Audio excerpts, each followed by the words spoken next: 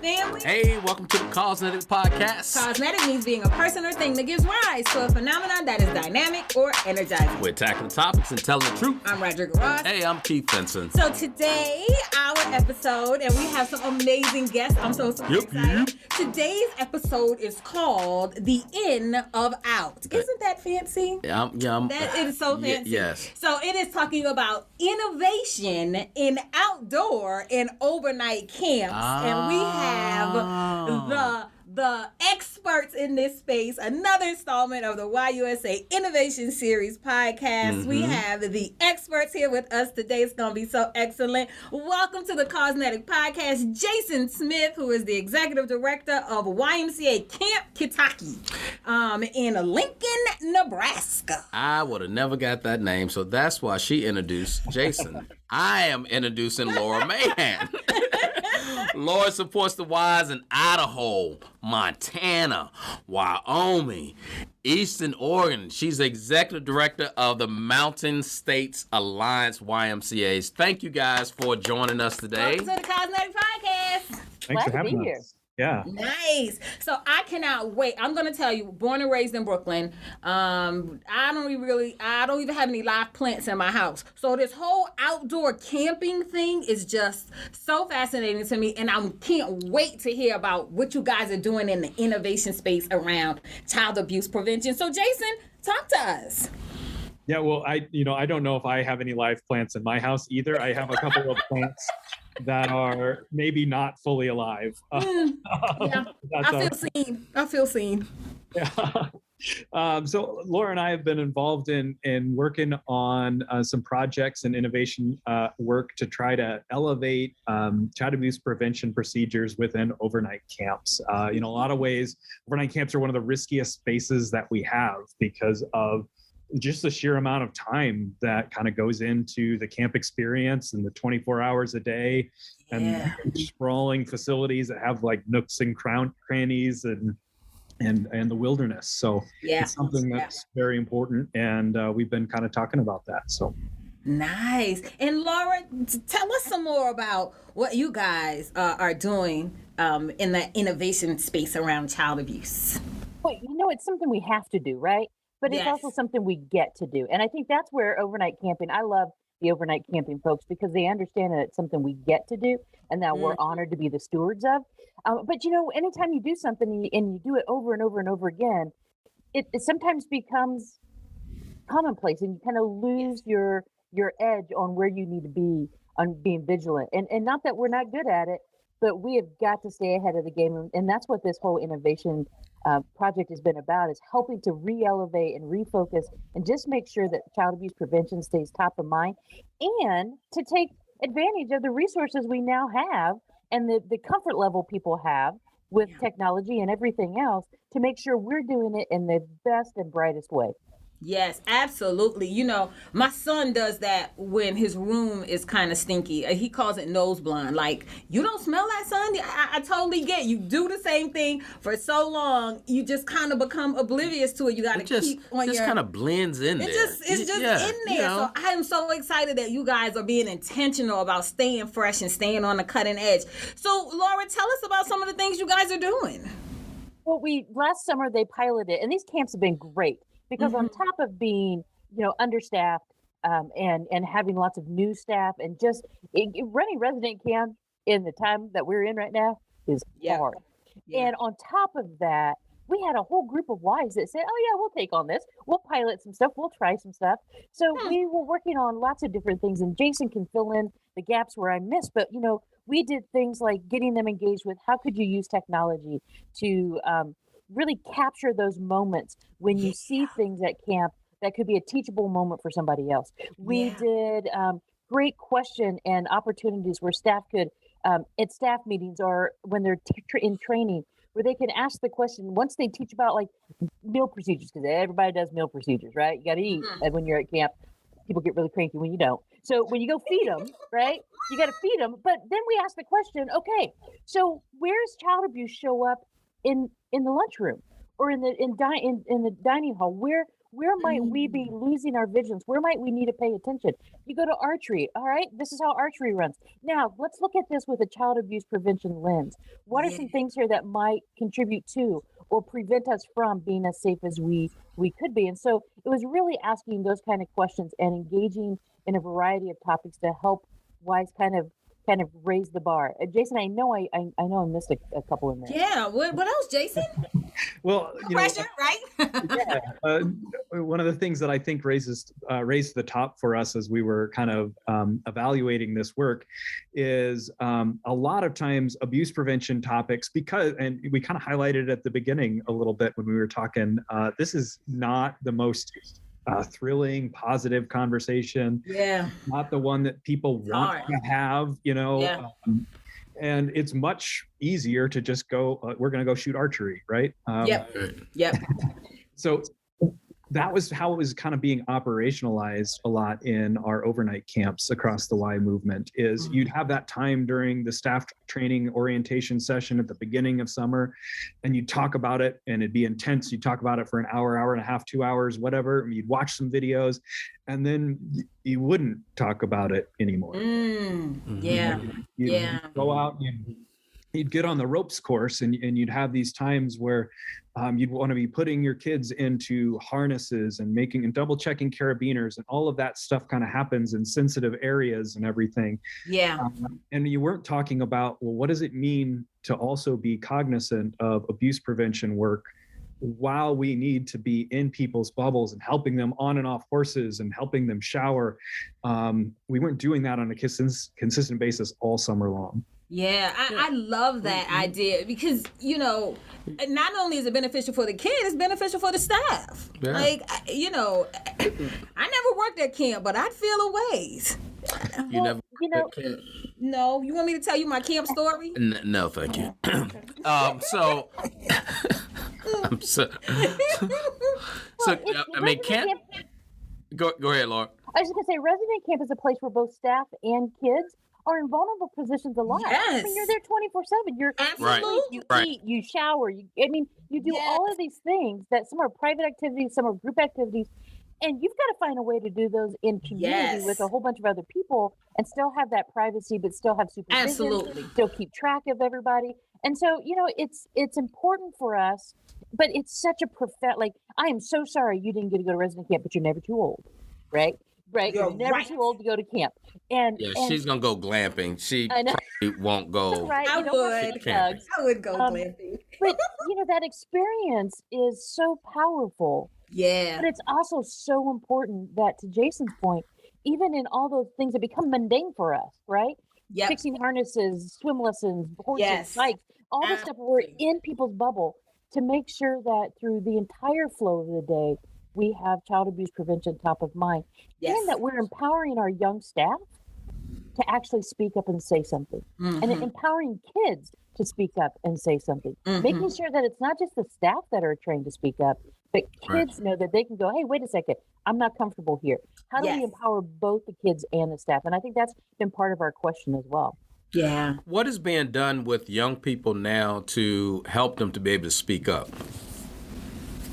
Well, I think one of the ways that we were trying to operationalize some of these is to talk upfront with staff so they have the concept in their head, and then to introduce that to kids as well about consent, and allow them to choose how they're going to physically engage in an activity.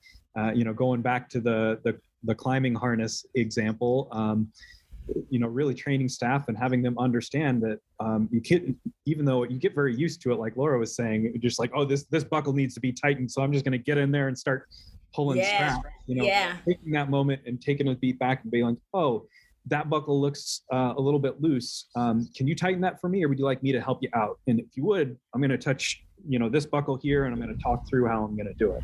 Yeah, I love that. You know, I've even noticed that with my own children, like when we go to the pediatrician and when we go to the dentist, you know, they really are taking the time to be more communicative with the kids and tell them, this is what I'm doing, this is what's supposed to. So kids become familiar with the routine, they know what to expect, and then if something does happen that's a little out of line, they immediately notice, like, wait a minute, he usually says this, she usually says that, this usually happens, and now something else is happening, and they're more able to talk about that and alert someone. I love that. Why don't y'all paint a picture for us? We got a lot of different generations that listen to the podcast. Paint a picture of 10 years ago. Give me some examples of 10 years ago versus today. Like, what looks different? Oh dear. Do we want to admit what happened 10 years ago? Well, You know what's funny? I've been into Y for 30 years, and Yes. it was at the very beginning of my career. And I've been in camping almost that entire time, except the last few years. And when I first started, the Y just rolled out their child abuse prevention training, and the whole side hug thing came out. You got a side hug. You got a side hug, right? Yeah. Yeah. And that was, oh my goodness, you would have thought that we were destroying camp because you weren't allowed to hug anybody anymore. And it Right. was this crazy thing. And we had to teach the kids what a side hug was. We had to teach the staff. Like, we just had to change all of our behaviors.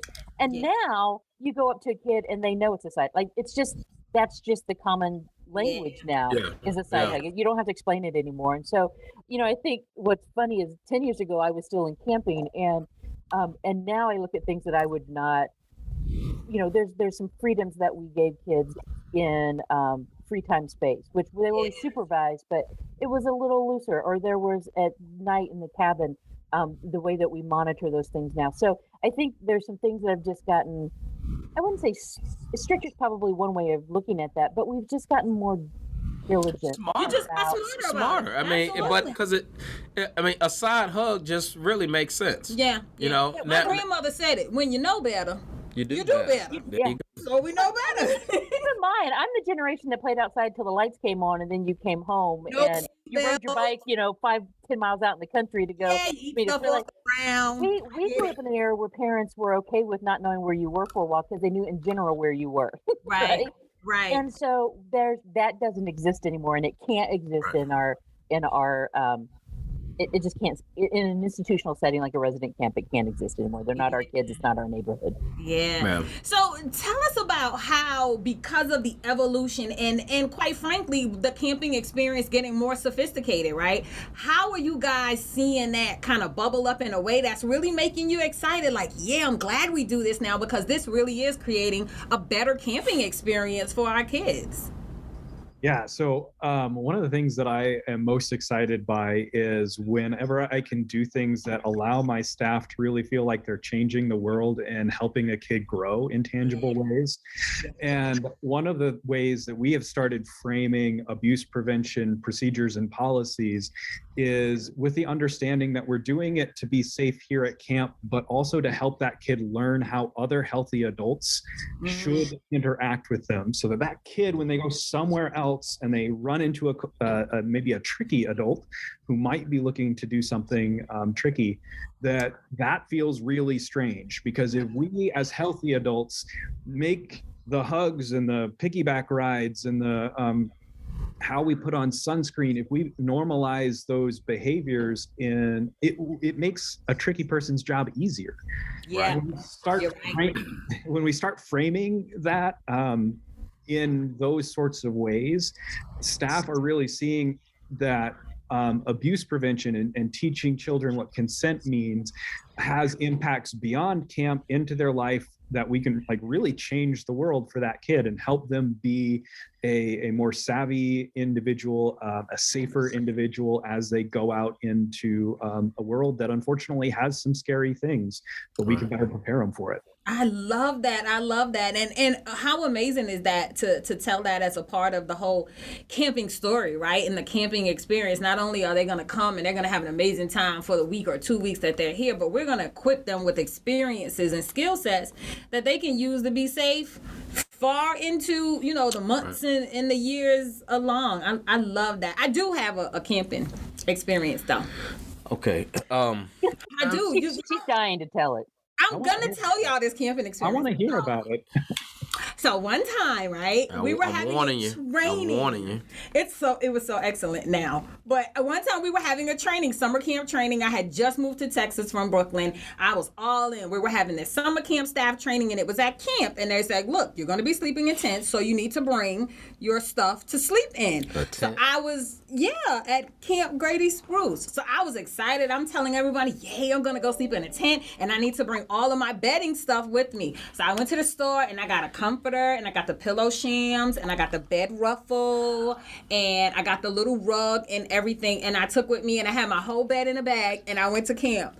And it was time to make up our cots, and everybody pulled out these sleeping bags, and I'm like, what is really going on here? I warned you all. I pulled out a whole coordinated bed in a bag, just sheet set, and to this day, people still laugh at me. It's like 20-something years later, but my cot was so cute in that tent. But I didn't sleep that night because I was scared because I heard animals. I tried. I tried. But to that point right there, I used to take young people to a camp up in Branson, Missouri, Kids Across America, incredible camp. And I would say that camp was targeted towards inner city youth. And so what we saw was a lot of young people who it was their first time going to camp. And they were probably the best dressed campers there. They would bring white jeans because it had to dance. Yes. Not realizing that you got red clay. Nobody told us. I know, but so what does that look like for the first timers? Coming to camp, and what are expectations that you all build and try to give comfort to parents to say that, hey, your child is going to be safe when they come to our camp. Yeah, we're intentional about this. Well, that's the one of the things that we need to always keep front of mind, because we get so comfortable in the camp space, and it's a giant ask to have parents send literally the most important thing in their life. Yes, sir. Yeah. Yes, sir. Yeah. Especially the day and age Laura was talking about, connection and everything. It's uncomfortable for parents these days to not be able to text their kid every hour of the day. That's an uncomfortable thing. And it's uncomfortable for kids to not have that connection as well. That's what they're used to. And so anyone who's coming into the environment for the first time, there's a whole bunch of hidden curriculum things we have to illuminate. And there's a whole bunch of comfort things that we can establish ourselves as the people that are going to show up for the kids and be there and support them and, get them in touch with their parents if they need to or whatever, so they can feel comfortable. I love it. Gone are the days where we're like, no, you can't call. You're never allowed to call. Right. We've got to meet our campers where they are now, which is different than what you asked about 10 years ago. Yeah. 10 years ago, that wasn't as big of a deal. And now, I especially with our camp, I found myself being more relaxed in how we connected kids back to their families and families. We're not opposed to taking a picture of their kid at camp and texting it to the parent. Right. Yeah. And saying, hey, here's what your child's doing today. A lot of camps will have, video and photo evidence on their website where parents can log into a secure account and see their kid every day because they want to see them. But I think, one of the things that's really great about resident camp and what we are really, really good at in that overnight camp situation is we know that everybody, even if you're a returner, you walk into camp that first day terrified. Right, because you don't know what it's going to be like. You don't know what your cabin's going to be like. You don't know what the counselor's going to be like. You don't know if the food's going to be any good, right? And that's important. And so it's really about, and Jason does a beautiful job of this with his staff. I know he does because I've met folks, and we teach our staff to understand that and to meet people where they are when they show up at our door. To be the most welcoming, the most engaging, and to realize we can't get you ready for everything. We had a young man, to your point, Keith, he showed up at camp and he had a white hat, white shirt, white jeans, white shoes, white socks. Like it was, and I was like, woo. And they were the baggy jeans, hanging off his hindquarters and that last, and I looked at him and he's like, what? I'm like, ooh, okay. Well, Okay. You shine the way you want to shine, but I'm going to guess that tomorrow that's going to look different. And Yes. if you don't want it to get dirty, put it in a bag, give it to me. We'll put it in the office, and it'll be white when you get it back. And he was like, "No, I'm good." And the next day he was like, "Miss Laura." I thought maybe you'd want us to watch that for you. And so we just held his white clothes until he and the pants got pulled up really fast because it's really hard to run around camp and play games. And Exactly. you know, it's funny. It's funny how the culture at camp is so engaging that it just envelops you. But we've got to be mindful that not every kid wants to be swallowed by that. Right. And so that's also where this child abuse prevention comes in, because it's not just about worrying about sexual abuse with our kids. It's also about bullying. It's about emotional safety. You know, I had the privilege of designing and building a camp from scratch. And when we were designing it, we didn't just design it to be physically safe. We asked ourselves the question, is this space emotionally safe? Would a kid feel emotionally or mentally safe in this space? How might we change? And it caused us to change some things. You know, even our waterfront, we were on a big mountain lake. And so we made sure that our dock went from one side of the shore to the other. So the swim area was fully encompassed by a dock, because we had kids who thought they were going to be swept away to the ocean. Yeah. Not possible from the middle of Idaho, let me just tell you. But but they had So you come up with all kinds of things, though. Let's take that fear away. So we have to ask ourselves those questions all the time about the way our programs are designed, the way we train, but also the way we build, so that our kids can walk into a space that's as safe as we can make it, so they have the opportunity to grow as much as they can grow. Because to Jason's point, it's no longer just teaching kids about leadership and how to live together in harmony with other people and how to be part of a community. It's about, how do you keep yourself safe in a world that's not so safe anymore? And how do you build that safety without terrifying them, but giving them the skills to be strong enough to go out and be equipped to deal with the world around them? That was what I saw our job as, to help kids be stronger and better equipped to deal with the world around them. I love that. I love that, Laura. That is an amazing way to look at what the responsibility of camp is. It's not just coming in, getting dirty, and eating and drinking bug juice. Is that what they called it? Is it called bug juice? Some places, But Some camps really call that, holistic. And I will say, whoever is in the innovation space around food at camp, kudos. Some of the best sushi I ever had was at one of our camps. Man, you got the greatest spruce here in Dallas. Oh my goodness. Good job, food innovators at camp. Yeah, you have to have good kitchen staff.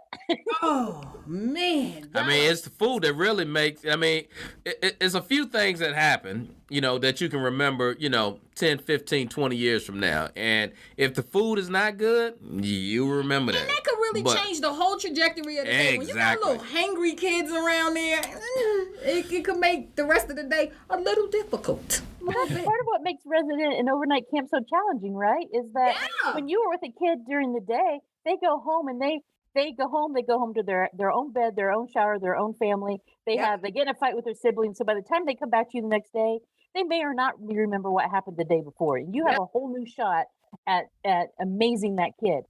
Yeah. When they're not going anywhere, you have to be vigilant. They hold grudges the entire time they're there. Yes. Because you can mess it up in a heartbeat. And it's amazing to me how kids progress so quickly through relationship phases, right? So in the span of 1 week camp, I just met you. You was my best friend. We was riding off into the sunset together. I hate you. I'm never going to speak to you again. And then we go home in 5 days. Now, you talk about the relationship thing now. You know, some young people, let's talk about the middle school and high school for a moment. Oh, no. Let's not. Because some come with a game plan in mind. Mm-hmm. And, you know, really, sometimes what I recall, we would set up a camp week such that, you know, you gradually get to know folks, and then you have this culminating day at the end.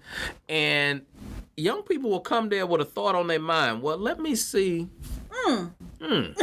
So you think it's going to happen on day 7. It happened on day 2. And day 1.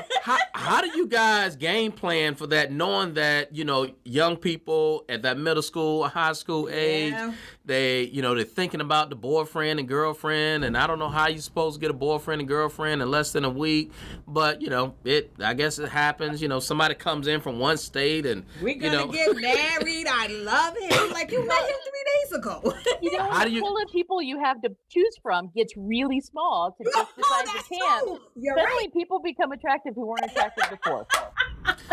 How do you guys game plan for that to be able to make sure that, you know, let's be real, the hookup doesn't happen? Yeah. So there's a lot of supervision things that go into it, but I think this conversation about abuse prevention and teaching consent goes into that, and teaching about healthy relationships and what those roles look like. Yes. Yes. With one of the things that I think comes in the abuse prevention space that we don't talk about very much, or maybe it's starting to be talked about more, is the peer-to-peer potential for abuse. Yes. Yeah. Yeah. And that has factored into what we've been talking about in this innovation space, in this process.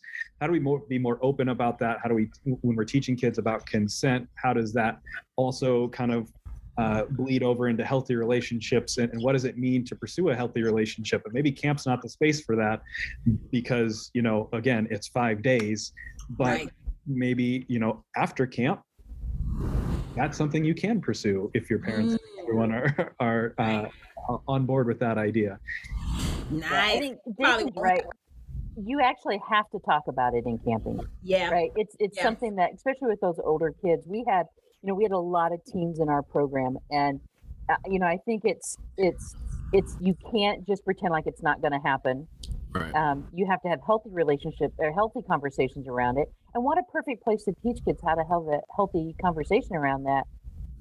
What better place than in the safety of an overnight camp with people who've been trained and who care, and who themselves are being supervised and being demonstrated and role modeled healthy relationships. And the more you talk about teaching your kids about these kind of things, and consent and personal space and those kind of things, the more you have to teach your staff about teaching kids, the more the staff learn, right? Because the more we teach, Yes. the more we learn. And so as you teach your young staff how to teach this to kids, they learn more, and then they know they're held to a really high accountability. Yeah. But the other side, and Jason said it, and I want to reemphasize that, is the power of overnight camps is that we have created a level of supervision that is bar none, without feeling like you've got Big Brother looking over your shoulder every second of the day, right? Right. There's a lot of systems in place to provide great transparency and great supervision that help prevent as much of that from happening as is possible. Yeah. Nice. I love it. So, as a parent, when my kids were really, really young, I was really leery about sending them to overnight camp for so many reasons. But after they got to a certain age and I really became acclimated and really understood at the extra steps that were going into place, particularly at overnight camps, man, some days I didn't even stop. I just slowed down and told those babies, tuck and roll. Y'all, we're here. Go to camp. We're here. You're here. Well, I taught my daughter how to, just in case. I mean, And she's so sweet. She's not going to do that anyway. oh no. Well, We teach self-defense. Go ahead, Brother Jason. Goodness. So one of the things that I think is weird, I think that overnight camp really fits into this idea of we're giving kids the opportunity to practice independence and Yes. to Yeah. make Yeah. decisions that have impact and are tangible and are real. Because if we don't intentionally do that, there's comes a point in time where we're like, you're a kid and you don't get to make these decisions. And then suddenly you're an adult and you do get to make those decisions, but we didn't practice them. Right. I think that goes in with the relationship conversation as well. If a kid at my camp is having kind of like this connection with somebody else and looking over at that other camper and saying, I kind of like that person, there's a lot of ways that I can react that show shame and show that that's not okay. And this is not, you shouldn't be feeling that way, but that's just devaluing what they are actually feeling. Yeah. Right. Not building up the relationship so that we can talk about, okay, well, why do you really like that person?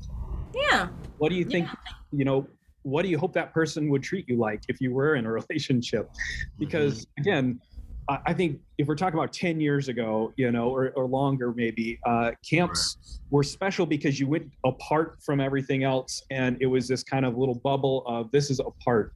I think the power that hopefully we're trying to engage in now with camps is using that, the ability to pull people away from their everyday as a springboard to launch them back into the world a better person, and to knowing that they're going to take what they learned and really grow and take that with them somewhere else. And that's the goal that we're really shooting for.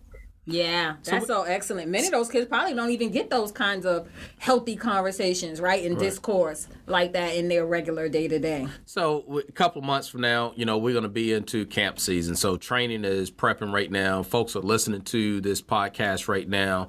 The in and out. The in of out. It's all about innovation in the camping space with focus on abuse. What would you say kind of top 1-2 things that staff should be planning for right now to train their staff? I'll jump in because Jason, you're going to have the best advice, so I'll let you bring it home. What I would say, and here's the important thing. I think you have to, when you get ready to do staff training with your staff, you have to remember that you have to give them time in training to transition from being at college, at high school, wherever they've been, back into the camp culture, and then they're ready to grab hold of what you need to teach them about the camp culture this year. But you've got to give them some transition time. You can't day one have them come in and just hit them with the big stuff. You've got to give them space to transition from being a college student, high school student, with all the mouthy sarcasm stuff that they've been doing, transition their language, transition their actions to be more in line with camp. That's one of the things that I always encourage staff to do. Just keep that in mind. And the second thing is, child abuse prevention isn't a one and done training. Right. It needs to be a conversation that flows through everything you do at camp, so that it is a piece of who you are, just like our values. We don't just go, okay, here's caring, honesty, respect, responsibility. We trained you on it, and now let's go do this. We figure out how to weave it in everything that we do and talk about it and make it alive.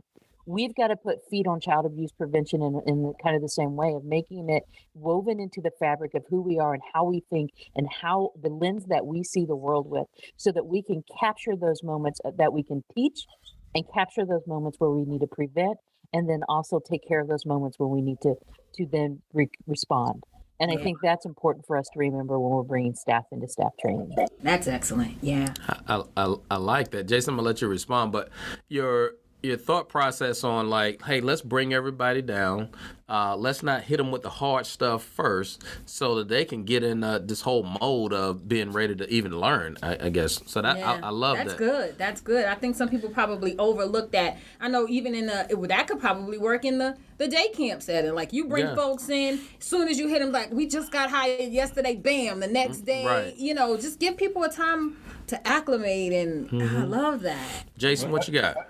Everything that we were saying about a kid who has never been to camp before and needing, the connection and the support to grow. All of that's true for your staff.